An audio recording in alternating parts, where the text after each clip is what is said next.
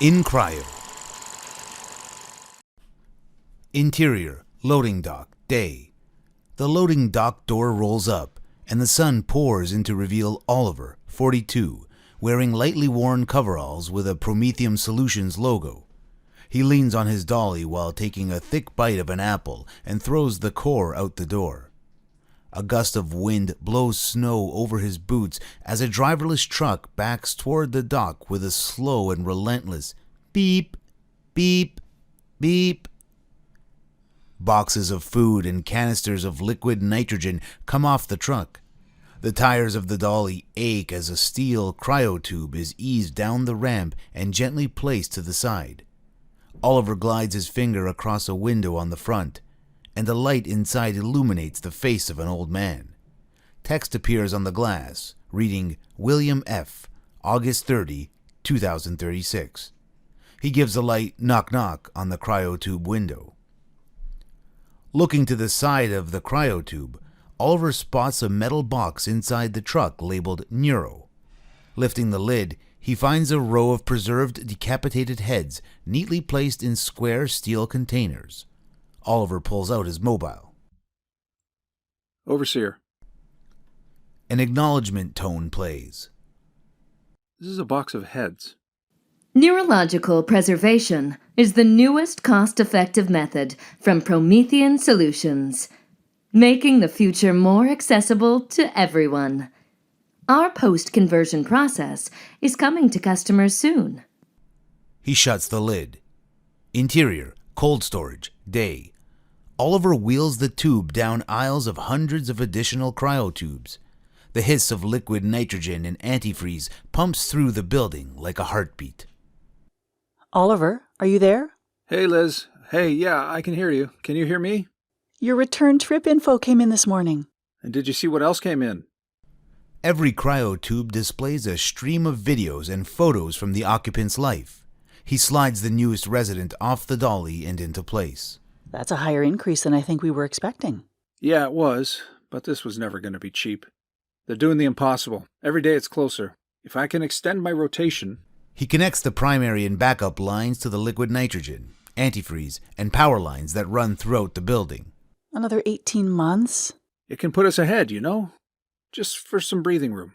Interior, cold storage, day. Oliver walks down an aisle carrying his lunch, a folding chair, and a smile. He stops at a tube and gives a tap on the glass.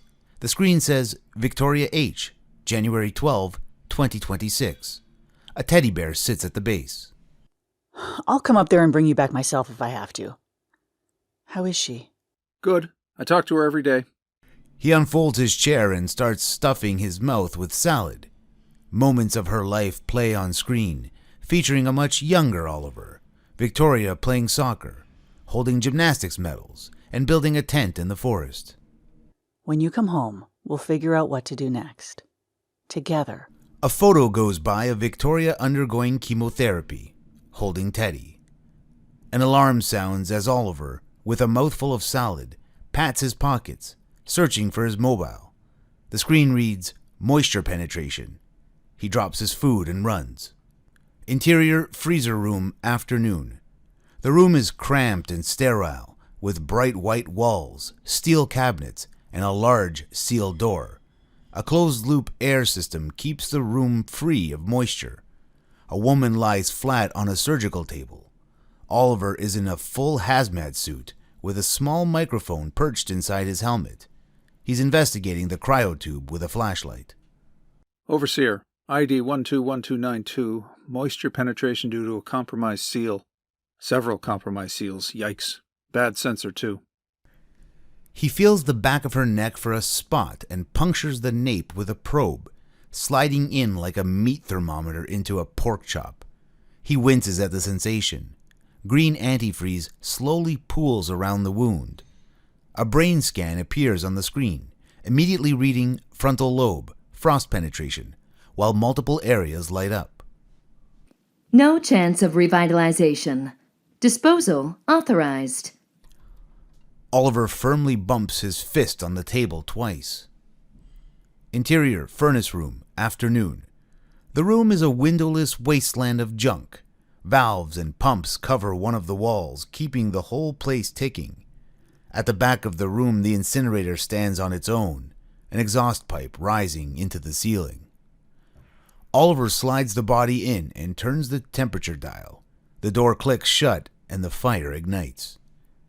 Interior, Oliver's residence, night. Oliver sits cross-legged on his bed with a cup of yogurt. A video feed of Victoria is on his monitor.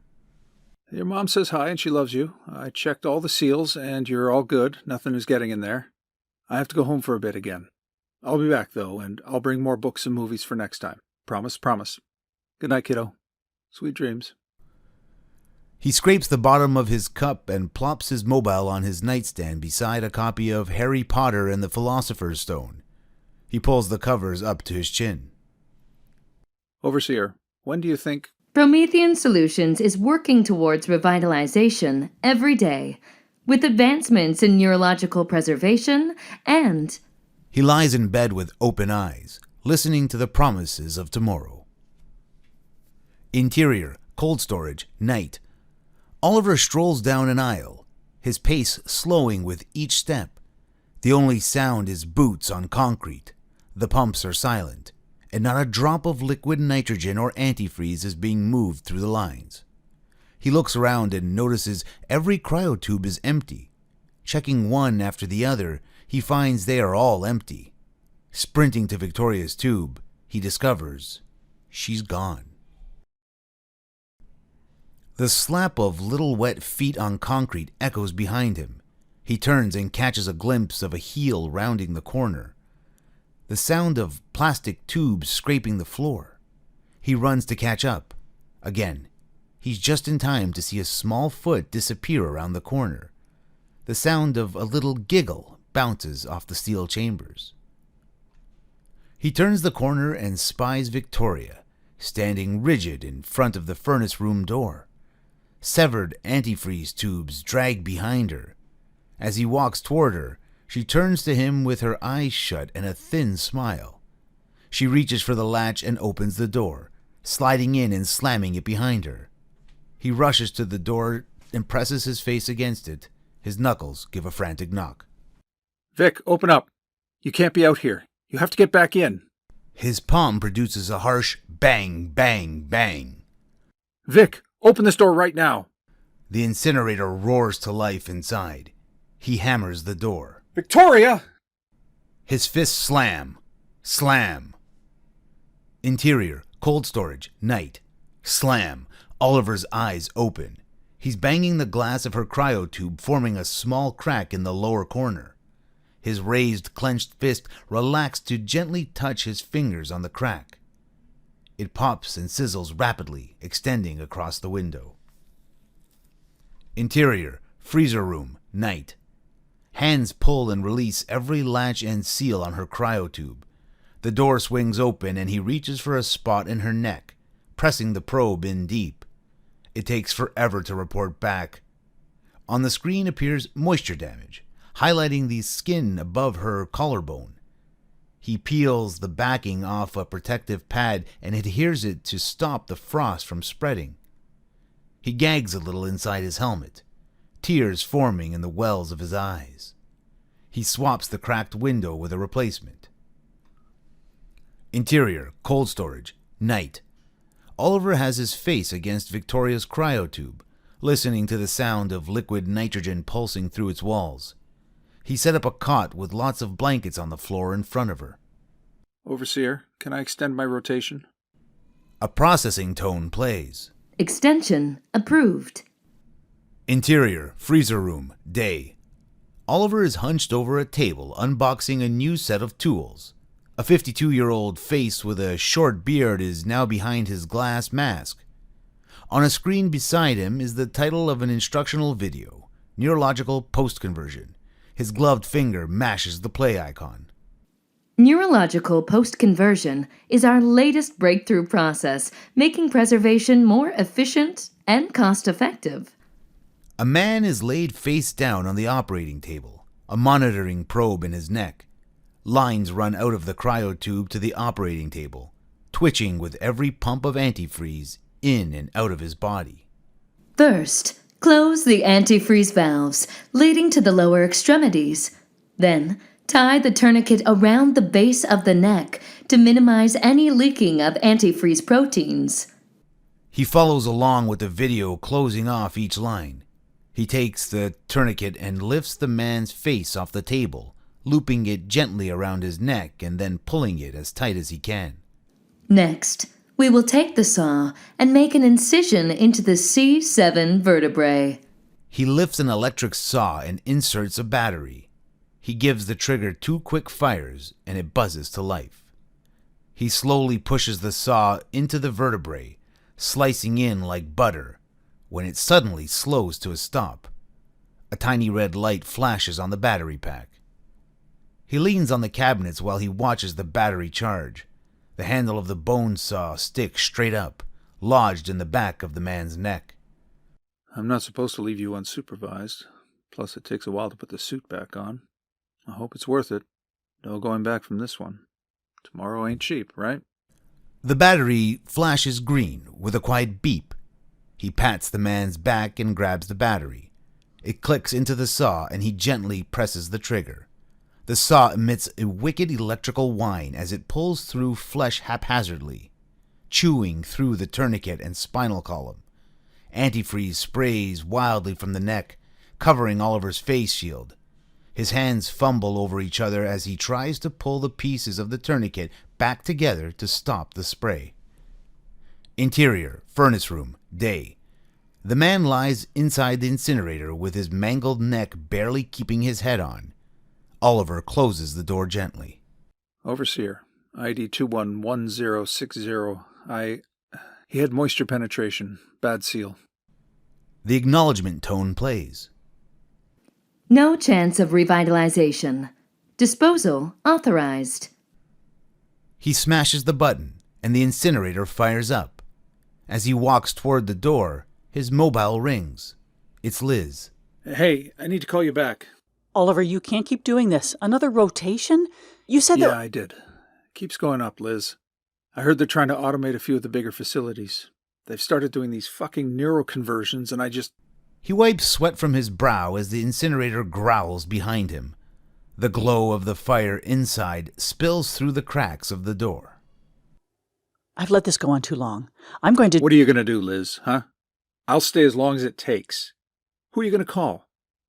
Hey, Overseer, will you extend my rotation? An acknowledgement tone plays. Call ended.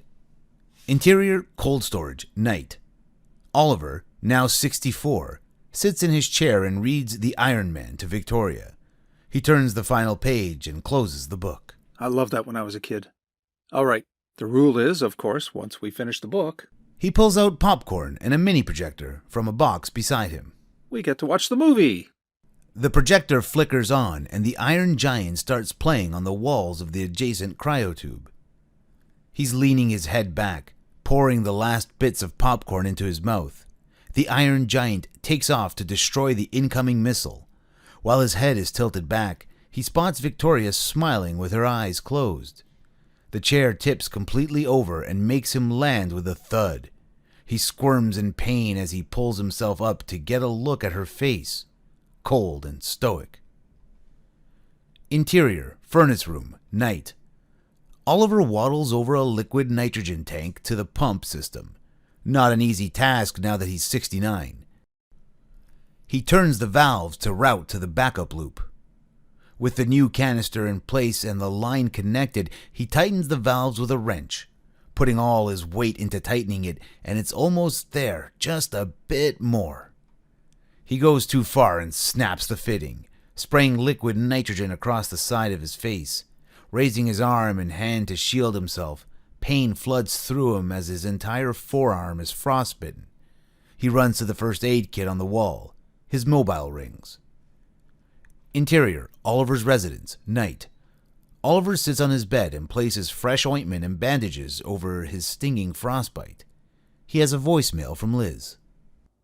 Oliver, I thought at first this was going to help. Maybe some sort of closure.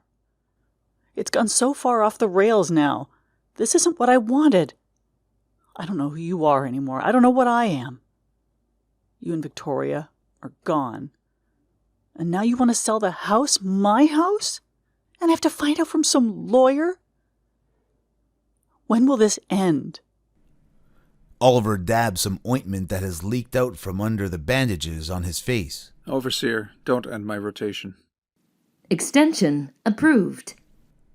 An acknowledgement tone plays. Interior, cold storage, evening.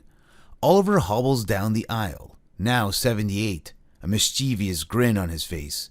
His glasses hang low on the bridge of his nose, and a hint of potbelly is starting to show. He knocks on her cryo-tube, pointing to the screen, showing an article. It says, this new treatment, currently in early clinical trials, shows positive results for those battling secondary acute myeloid leukemia, increasing survival rates from 32% to 76%. He presses his face against the cryo-tube, listening to the sound of liquid nitrogen filling the walls. I sent it to your mom. She'll probably call in the morning. I guess it's pretty late there. He puts the back of his hand against the cold glass, watching the same photos that have played for the last 30 years. A young Oliver embraces Victoria on the soccer pitch after a win, with a much older version watching in the reflection. Interior, loading dock, morning. Oliver paces the loading dock, the door rolled down, fingers tapping on his side. He hears the sound of the truck backing up and hits the door button. Mr. Harmon, glad I was able to catch you. I want to discuss your current storage plan. Given your years with the company and the recent addition, we wanted to extend your employee discount as a thank you. He lifts the back of the truck and sees crates stacked on top of each other and all marked Neuros. He flips latches on each one and scans through them. He opens the last one. He gently brushes his finger over the glass of one of the containers. A name and date fade up with the light. Elizabeth H., September 9, 2072. As Mrs. Harmon is the latest addition, your plan is in a new tier. I'm glad we were able to quickly get her into stasis. The rush service is new, and we worked out most of the kinks. Our neurological preservations are very cost-effective. However, the cost of your plan now is high, given your annual income. Memories of Liz's life start playing by. A young Oliver makes only a few appearances. Interior, cold storage, night. Oliver pushes the Neuro crate past rows and rows of heads. Raising her out of the box, he places her in her resting spot. Since Victoria is a full-body preservation, I wanted to offer to convert her to a neurological one. You've been a long-time client, so I can waive the fee and... Why? Why would I want that? Mr. Harmon, full-body preservation costs are high. We always want to consider that we're working within your budget. The conversion and family bundle keeps you all together in our storage facilities when the time comes, of course. He looks down the aisle at the stacks of heads, walking by each one, watching the moments of their life. Every single one of them is shown with their families. Interior, Oliver's residence, night. Oliver trims his beard over the sink with a pair of scissors. Underneath his beard is a face scarred from frostbite. A strand of frost creeps up the wall from behind the mirror, spreading. His eyes follow it up to the ceiling. If you're ready to make that decision, I can put in the work order for a technician to do the conversion today. He pats his face with a black towel, removing the excess shaving cream. Holding the towel up to his neck, he sees a floating head without a body looking back at him. Frost spreads down the wall behind him. That's me. I beg your pardon, sir? I'm the tech here.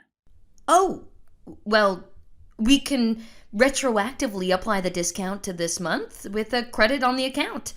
That's as long as we put that through today. After that, we are past the halfway point of the month. He pulls the towel back around his neck tightly. Frost covers the whole room, creeping up his hands to his face. The sound of the bone saw chewing through flesh drowns out everything. Interior, cold storage, night. Oliver stands in front of Liz's head, his fingers grazing his facial scars. He nods at a conversation playing in his head. Moments of her life playing back in front of him.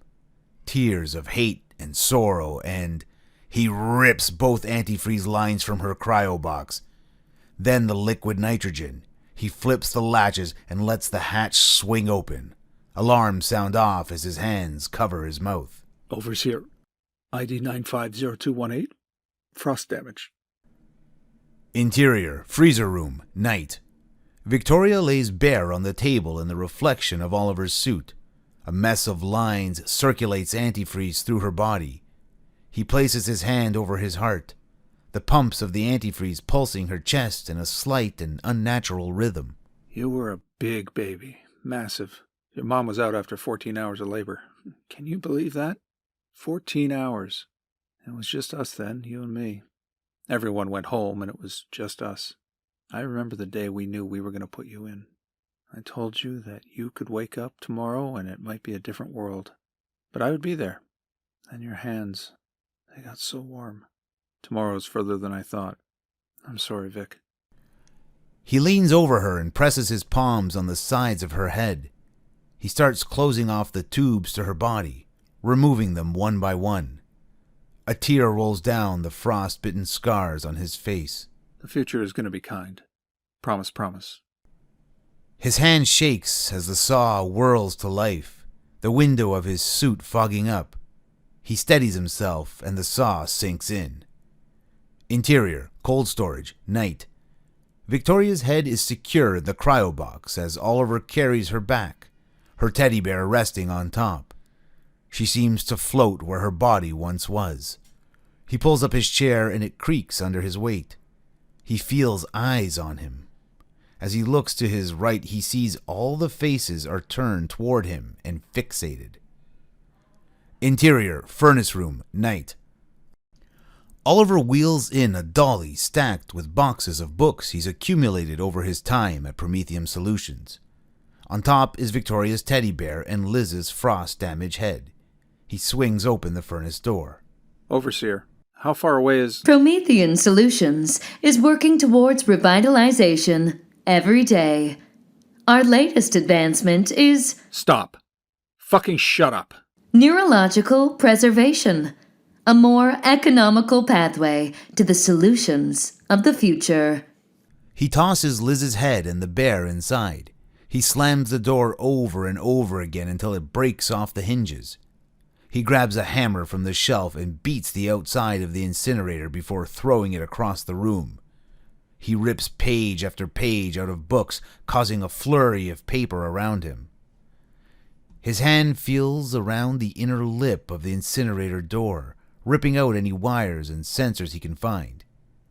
He cranks the temperature dial, closes every valve, and flips every switch. Grabbing a canister of antifreeze, he walks out the door, pouring it everywhere. The fire spreads quickly behind him. Exterior, warehouse, night. Winds gust snow across the ground, battering Oliver with an icy onslaught. The whistle of the wind is interrupted only by his crunching footsteps. Clad only in his coveralls, he carries Victoria in her cryobox. Looking down at her, he sees tears forming in her eyes, slowly turning to ice. He looks over his shoulder as the warehouse burns in the distance. With each step, he sinks deeper into the snow, struggling as he tries to make his way to the tree line. He collapses. He lifts the cryo box to look into Victoria's eyes. There is no more ghostly smile, no more icy teardrops, just a frozen head. The roar of the fire from the warehouse is sprinkled with cracks and pops. He flips the latches open on the container. He reaches his palm in to hold the back of her head and lifts her out. Cradled in his arms, he positions her so they can both enjoy the view. The frost-bitten scars on his face are as white as the snow. His breath hangs in front of him. Victoria's eyelashes gather fluffy white snowflakes. His eyes close. Shivering. Breathing in and out. In and out. In. The end.